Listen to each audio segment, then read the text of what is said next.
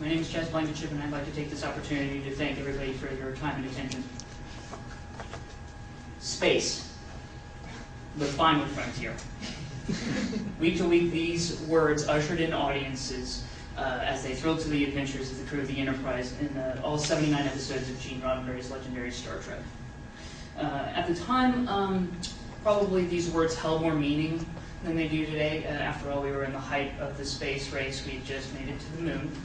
And because of that, I feel that possibly those words are being taken for granted now. Author Ray Bradbury has been quoted as saying that science fiction is possibly one of the last realms in which the philosopher can roam as freely as he chooses. Now, of course, I feel that philosophy is the backbone of virtually everything from art to politics to science and potential foresight. Foresight in which to address and solve issues. So tonight, I'm going to present to you a very real issue that we're dealing with today. I'm going to display a solution that is a little more out there, based in fiction, and finally ask you to take an action that you might not be expecting. All right, so the problem we face today is overpopulation. Statistics have already been told today. I'm not going to go into that too much. These are really broad strokes. We're going to reach 9 billion by the year 2040. That's going to exceed to 10 billion in 2050. Now, the truth about that, and I know you want to hear the truth, is mitigation measures. We have none that are foreseeable to be solved in the 21st century.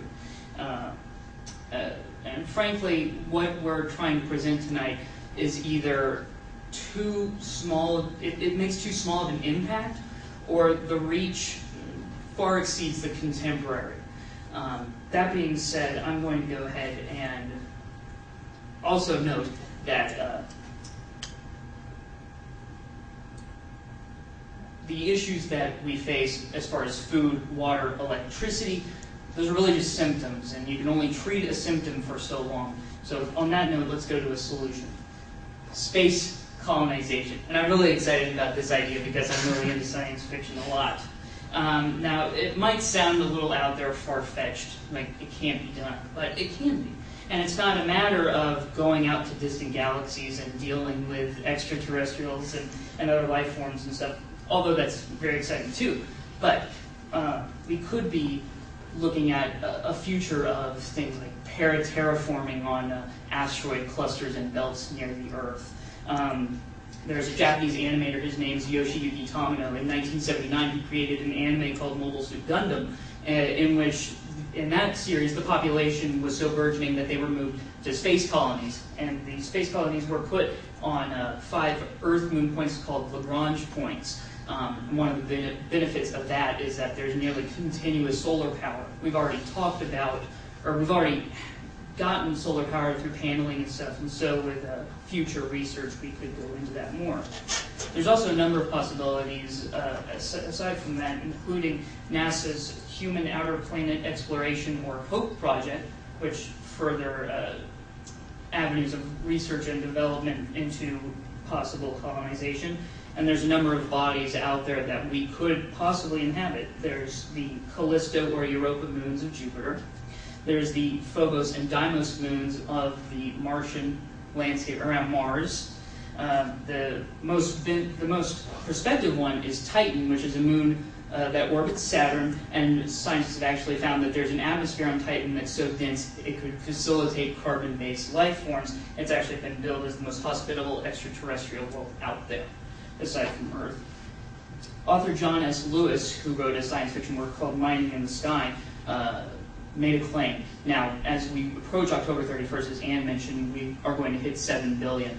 He says that if space colonization is brought to its logical conclusion, it could facilitate a population of 10 quadrillion people, which is just absolutely amazing. Now, I know what you might be thinking, things like floating skies in Venus with anti-gravity and biodomes on the moon, and maybe you're thinking, why? Because it's just so out there. But my question is, why not? Because science fiction, when you peel back the veil of entertainment and potential absurdity, holds nuclei of truth to them. Now, show of hands, who here knows who Martin Cooper is? Anybody? Just a raise of hands. Nobody? That's okay, because you're about to find out. Martin Cooper was a young man who thrilled to Star Trek, as many viewers did at the time. You know, beam me up, Scotty, right? Martin Cooper was the inventor of the world's first non-vehicular cell phone. That is to say, the cell phone that wasn't attached to the dash of your car. And you can clearly see the evidence of changing the world in a radical way just by that. He was inspired by science fiction, and he took that inspiration and allowed his imagination to roam. Now, the reality is that our economy is in a way that I can't really say without getting indignant, so I won't. But, you know, high initial investment costs in space colonization. Is it worth hazardous waste? Also, space colonization could be like when we ventured out into the West, there's issues of morality and dignity, bioethics, also potentially megalomaniacal leaders that could take full advantage of our naivety. So why even bother at all? Well, the true action that I'm calling for you all tonight is something else. It's not space colonization, not yet anyway. And you might not remember, but a couple of weeks ago, Charlie and Dr. Bang actually had a conversation that involved Ray Kurzweil and his theory of the singularity when man and machine would become one.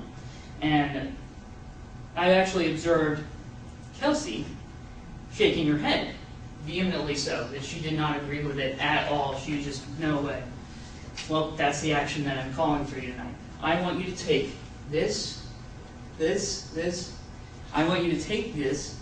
I want you to take all of the doubt and the skepticism and disbelief that might be held in there, the boundaries, and I want you to shatter them. Just destroy them. Because once you've shattered the boundaries here, you shatter the boundaries everywhere. And, I mean, critical analysis and problem solving. Thank you.